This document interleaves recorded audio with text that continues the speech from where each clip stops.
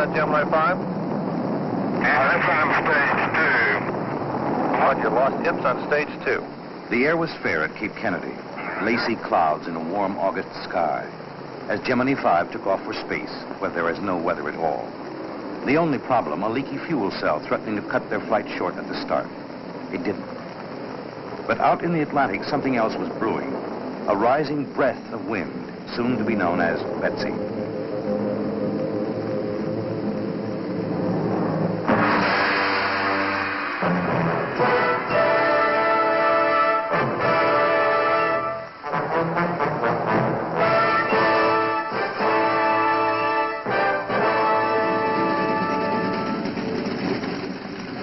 Dawn, August 27th. At Florida and island bases, Navy, Weather Bureau, and Air Force planes are warming up to their daily task. 180 miles overhead, Gemini 5 is whirling around the world in its 6th day of orbit. The astronauts are still alone in space, but not quite alone. From the first day on, they've been sharing the sky with Tyros weather satellites, circling endlessly, flicking their pictures back to Earth.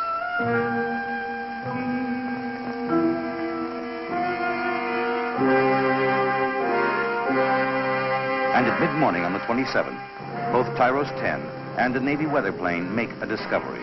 Tropical depression at 13 degrees north latitude. 50. The astronauts see it next. Okay. Same day.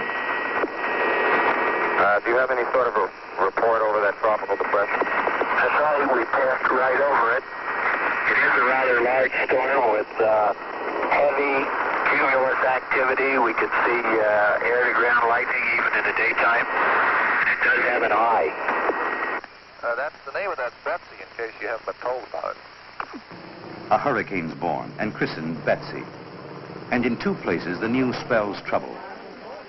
The National Hurricane Center in Miami, where Chief Forecaster Gordon Dunn is checking first reports, and Houston Control for the space flight, scheduled to splash down Sunday, right in the path of the storm.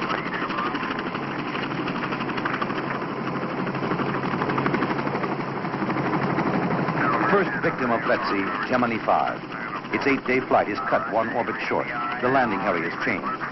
Cooper and Conrad splash down safely into a sunny sea.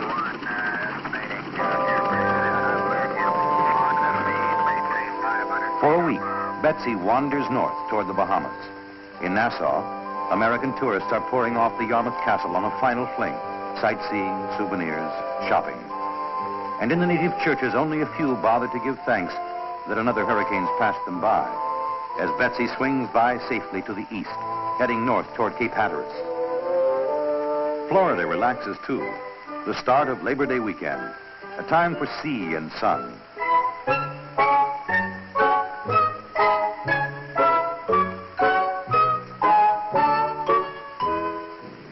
But for the Weather Bureau and the hurricane hunters, it's no holiday at all. In 10 days now, Betsy's already traveled 2,000 miles, past Barbados and the Grenadines, the Windward and Leeward Islands, skirting Cuba, Puerto Rico, the Bahamas. Now, 300 miles north, she runs into westerly trade winds, does a lazy loop-the-loop, then stalls. Probable course, still north and west toward Hatteras, New Jersey, or New England. But bad news wherever it hits. By now, it's packing 125-mile-an-hour winds, swirling around an enormous eye.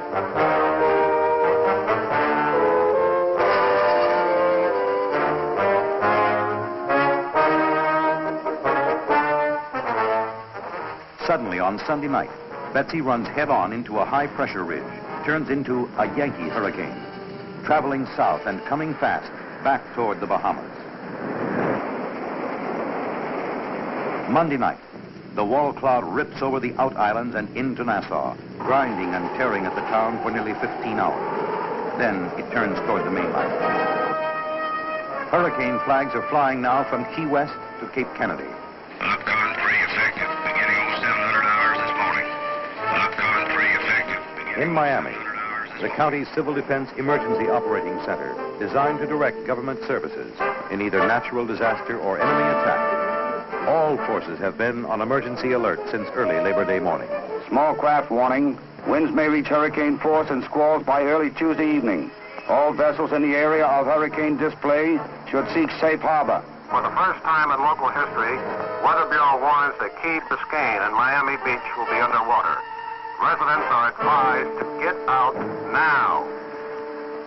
All groceries, hardware stores, and lumber yards now closed for the holiday are urgently requested to reopen so the public can lay in food and emergency supplies. If you're boarding up, be sure to use strong lumber and nail securely. Check trees and shrubbery. Remove coconuts from nearby palm trees.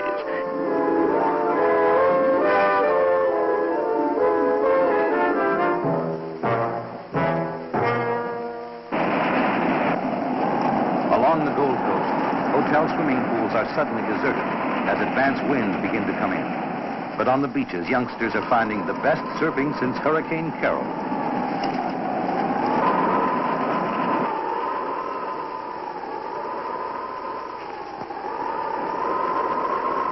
Fair winds for the skateboard sailors, too. Not so good for last-minute shoppers.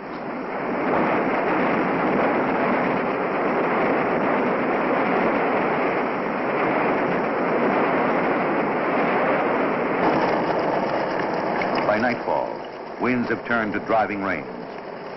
And at Miami International Airport, normally one of the busiest in the world, the last bird of passage has flown. Workers are still tying down traffic lights, making other last-minute preparations. All storm shelters, repeat, all storm shelters are now open. If you feel that your home is insecure, then go to your nearest Red Cross emergency shelter. Gale force winds are striking now from Palm Beach to the tip of the Keys. In the 6 counties of southern Florida, more than 18,000 people are crowded into the Red Cross shelters, just waiting for it to happen.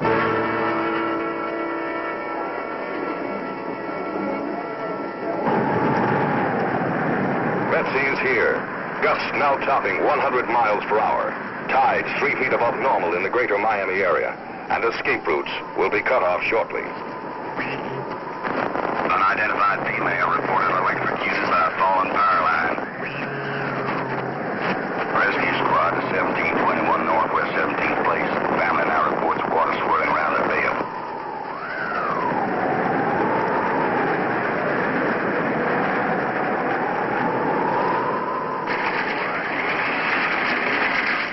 In the luxury hotels along Miami Beach, water's already pouring over the welcome mat. Our mobile unit just reported fish swimming down Collins Avenue. Fish and eels swimming right down the main drag of Miami Beach. Constellation 85 to Marathon. Can you advise if State Road 5 is passable to Isla Morada south of the Key Largo area?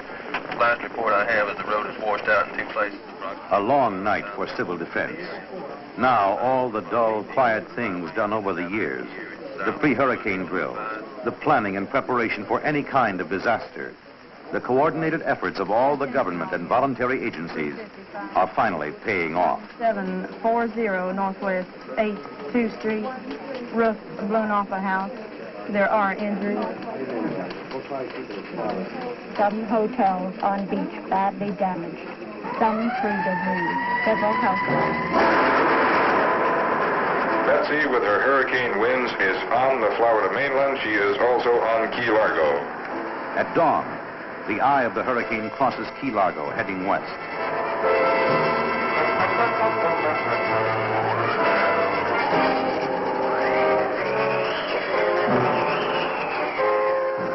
Hurricane winds will continue for hours, and so will calls for help. Flooding in the Arvada Parkway area, you need some amphibious ducks. Right? Are there any injuries involved? Only evacuation. Engine 8 to Southwest 5th Avenue and 3rd.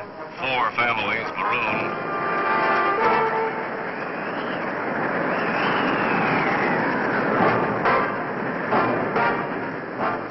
As Betsy blows by Florida, she leaves her mark behind.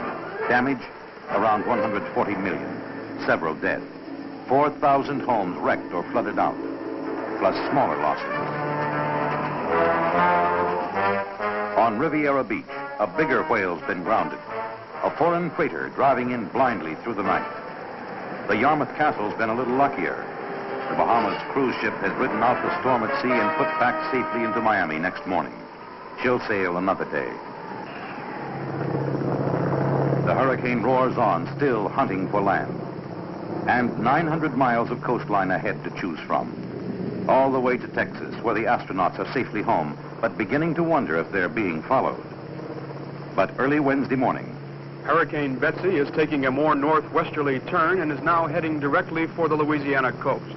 The Weather Bureau... New Orleans Weather Bureau picks it up now, and warnings go out from civil defense in the state capital at Baton Rouge. Lying coastal areas should be evacuated early today, before escape routes are cut off by rising waters. Offshore oil rigs are abandoned. Ships head into port. Cars come streaming up from the Delta. 250,000 refugees, many of them heading for New Orleans.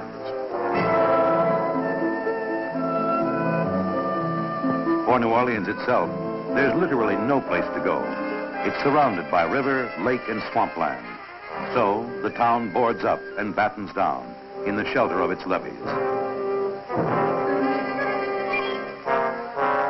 Already its Civil Defense Emergency Operating Center is manned by nearly 200 people, representing all the city's emergency services. Near dusk, Mayor Victor Skiro comes down the stairs to hear disturbing news. Be advised that extremely dangerous Betsy is headed toward New Orleans. Serious flooding may occur just south Lake Pontchartrain and Jefferson by Orleans Parish. As a strong northerly wind pours water over the seawall. Chief, we were expecting 12 feet of water in this area, over the lakefront. Charlie Erdman, the city civil defense director. Down when we get in shallow water. What about our preparations in this area? Now, I would suggest this, that we evacuate these people from this parish line to the Wrigley's, and from the lakefront to Florida Avenue. Lake Pontchartrain, the huge, shallow, treacherous lake lying just north of New Orleans. If the eye passes east of the city, the hurricane's counterclockwise winds would scoop the lake clear over the levee. The mayor's warning goes out. Now we are providing buses. If you look out on the West End Boulevard, Pontchartrain Boulevard, you'll find public service buses. In one place particularly, the news strikes home. The Berrios home on Wingate Drive, just a few blocks south of the lakefront. For nearly 6 years now, Gene Berrios has been half paralyzed by polio, dividing his days and nights between an iron lung and a rocking bed. Both needed nearly every minute of the day to keep the breath of life in his body. If hurricane winds knock out the power lines, the equipment will stop. Or if water starts pouring over the levee, he'll have no chance of escape. Hello, Mama. Let me talk to Henry a minute. Yeah. Mrs. Berrios, calling her brothers for help. Hello, Henry. Listen, this is Mona. I have to have some way of getting Gene to the hospital this afternoon, and I was wondering if you and maybe one of the other boys could help, you know? No, as soon as possible. Yeah, well, that'll be okay as soon as he gets home from work, but I want you to hurry up now because it's important. Other distress calls are beginning to pour into the emergency operating center. Registered nurses. You want any available for duty tonight to report to 2000 Tulane Avenue. You need gasoline at You St. are James providing Station to run buses? the auxiliary generator? All right. We'll try to get you 50 gallons. You mean your wife's having a baby right now? Can't you get her to a hospital? No, hold on. We'll get a doctor on the line. The doctor's Rodney Jung, the city health director, being called on to tell a frightened young father how to deliver his very first baby without training or forceps or fainting. Too late, under rising wind, the phone line's already gone dead. Time's growing short. On Wingate Drive, Mona Berrios is getting her husband ready for the trip to the hospital. Out of the bed and into the wheelchair, getting him dressed, and worrying over what's keeping her brothers. When will they get off work and get here? Finally, time to go, out toward the door. And then goodbyes to Cindy, the baby of the family, his sons, and his wife. To escape the flood, they'll all be going to a sister's apartment in another, safer part of town, the Gentilly section in the southeast quarter of New Orleans. Jean is heading for Charity Hospital.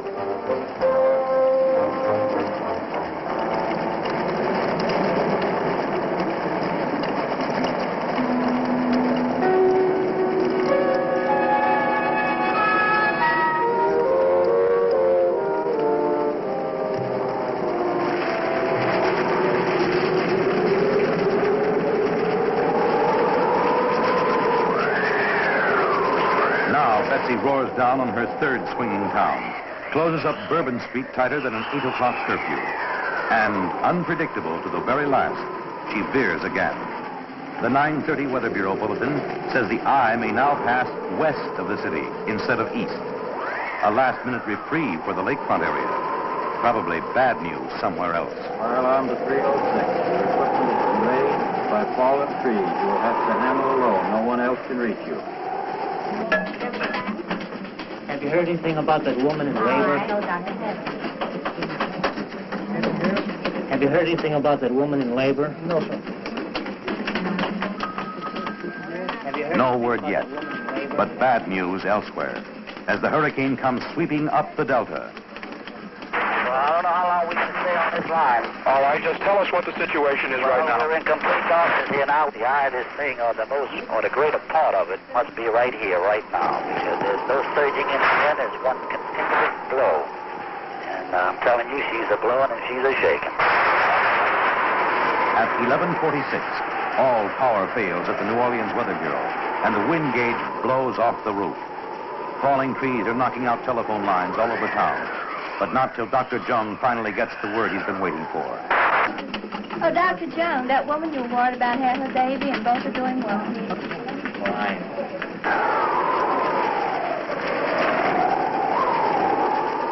By midnight, Betsy's overwhelming the city. Gusts are reaching 150 miles an hour, and all the church bells in town are tolling wildly in the wind.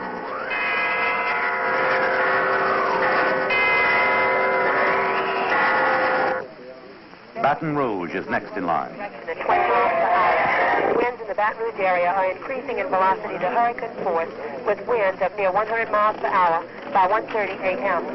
In the State Emergency Operating Center, Governor John McKithen and his staff, Disaster Coordinator Leon Gary, and Civil Defense Director Marshall Capel are working with Red Cross, Public Health, and Salvation Army, the welfare groups, and National Guard. Emergency calls are pouring in from all over the state, including one from National Guard headquarters at New Orleans. Jackson Barracks to Baton Rouge. Baton Rouge. Flooding now at Jackson Barracks. You're kidding. No one's kidding. Betsy's bringing in danger from a totally unexpected quarter. Her winds are pushing a 16-foot wall of water out of Lake Bourne in the Gulf, the greatest tidal surge in Louisiana history. Sweeping over the Delta, Plaquemines Parish, St. Bernard, topping the highest levees, roaring across the Industrial Canal into the southeast section of New Orleans. No one knows the full size of the disaster yet. In Betsy's wake, there's only darkness, confusion, and death.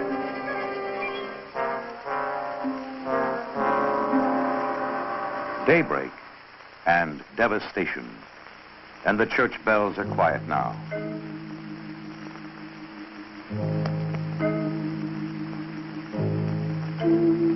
Hurricane winds have done their worst. The tidal surge has topped them. Fatality list is as follows. 25-year-old Mrs. Joanne Mayu. Her body was found in the Franklin Avenue ditch. She was swept away by floodwaters in the flooded area. People are still being pulled off roofs and out of the water. Another small Dunkirk. I saw just a big wave coming right at the house. It looked like it's taller than the house. And I heard from my husband, and he ran. My brother-in-law called. The same door, he got the last call through. And he screamed, "Tell him to get out. The levee broke." Well, we swam down the apartment. It was flooded to the second floor, and they lifted us into the boat. The water was coming that high. Another 25,000 refugees to swamp already overcrowded shelters. Well, St. Bernard held its own, by golly. Well, you seem pretty happy for the I got my full precious possessions out, my children. You ever seen anything like this Never before? have seen anything like this before, no, sir. Never have, and I hope I never see it again. My children are staying down at my sister-in-law's because I don't want to bring them in here.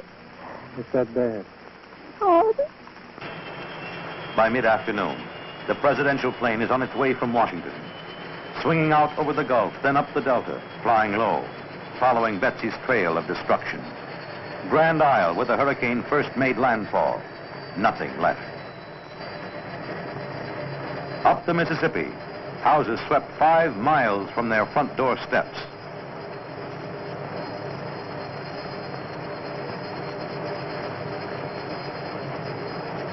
Levees strewn with battered ships and barges, more than 450 beached or sunk. And missing near Baton Rouge, somewhere on the river bottom in Mississippi mud, barge MTC 602, laden with 600 tons of deadly liquid chlorine, enough to produce more poison gas than both sides used in all of World War I, and much more than enough to wipe out Baton Rouge.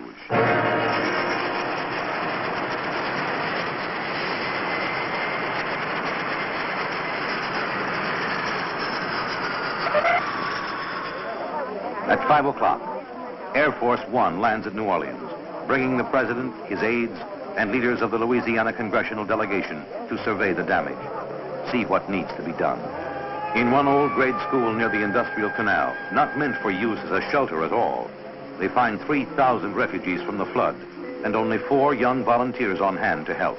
How much training have you had for this type of work? About 15 minutes, I guess. The president declares Louisiana and Florida both disaster areas, tells the Office of Emergency Planning to coordinate federal assistance.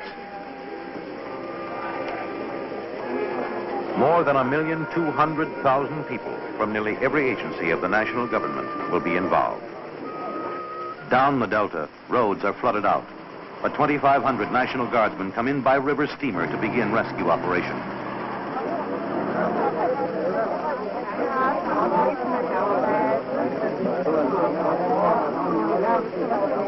Coast Guard helicopters are flying more than 2,000 missions. The military choppers are matching them. Red Cross is flying in staff from all over the country. And with them, to help in this overwhelming task, come hundreds of health and welfare workers on loan from other states and cities, the other voluntary agencies. Captain Ward of the Salvation Army has placed an urgent request for clothing of any kind, especially children's clothing, blankets, diapers, food, and money, to purchase clothing. A refugee city is being created at the Algiers Navy facility. More than 12,000 people will be bedded down, fed, and cared for at the Algiers Naval Station by nightfall. The Army is providing field kitchens, bedding, and latrines. And the Red Cross is providing the transportation for these evacuees. Officials of Plaquemine Parish have requested that all persons entering Plaquemine Parish by boat must stop at Bell Chase School for typhoid shots. The typhoid shots are necessary due to a large amount of dead animals in the area. Charity Hospital is in dire need of blood. Blood donors can give blood at Charity Hospital anytime from 8 a.m. to 4 p.m. The clinics will be closed, and there will be no visiting hours at Charity Hospital. No visitors, and no word at all to tell Jean Barrios if his family's even alive. But in the Gentilly section, the phone lines are down. The water's still up, lapping at the door sills. For 3 straight days, the whole Barrios clan has been marooned in a small first-floor apartment, short on food and short on room. 8 adults and 14 little monsters with nothing else to do with their time. Children! But relief's in sight. Well, Hurricane Betsy's finally blown itself out. She's down to rainstorm intensity now and is heading northeast through Tennessee toward New York. And I hope it still has enough rain in it when it gets to New York to help them alleviate their water shortage.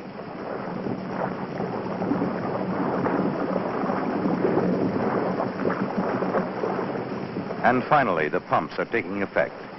In Gentilly, at least, the water level's falling. And for the first time in 4 days, it's possible for Mona Barrios to get out. Call Charity Hospital. Honey, it's Mona. After all the worry, the family's safe and coming home tomorrow.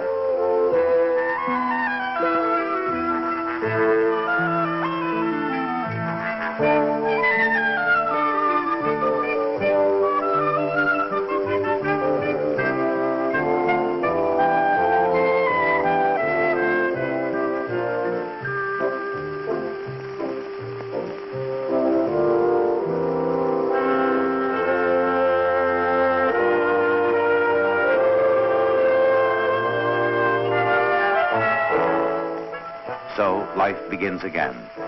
People starting all over. Just how bad is it with you? Well, I'll tell you, we're down, but we're not out. You're not out. Right. What happened to you first? What about your family? I mean, everybody They're got all safe. And we'll rebuild. You will rebuild? Oh, yeah. You don't think this will knock you out, Brian? No, indeed. We're going to build the levees higher and have a prettier community. How do you feel about it? I always do want to redecorate. Did you? Yeah. A man who dealt with a dozen major disasters said it. There isn't a city in the world that could handle anything as big as this alone. It's just overwhelming. But there isn't a city in the world that may not face the same sort of thing someday. Major disaster in one form or another, and have to be organized to meet it, using resources from many public and private agencies. And at New Orleans City Hall, they're working around the clock. Civil government in emergency, meeting the needs of its people, fighting 1,000 problems at once. Welfare assistance for victims of the flood. Locating medical supplies, arranging to fly in a civil defense emergency hospital unit, answering emergency calls for food, water, sanitation equipment, for trucks and ducks to handle relief operations. The endless job of cleanup, fumigation, inspection. At the Civil Defense Office, the coordinating point for this kind of planning, the lights burn late.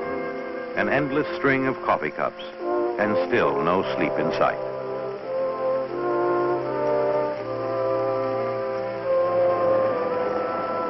Betsy's final bill won't be in for months. The chlorine barge near Baton Rouge will take $1 million to raise. Corps of Engineers supervising the salvage job. Army, Red Cross, and Civil Defense evacuating the sick and aged in case anything goes wrong and gas starts sweeping the city. The others can take care of themselves, and they do. On November 10th, 2 months to the day since the hurricane hit, they bail out of town in a hurry.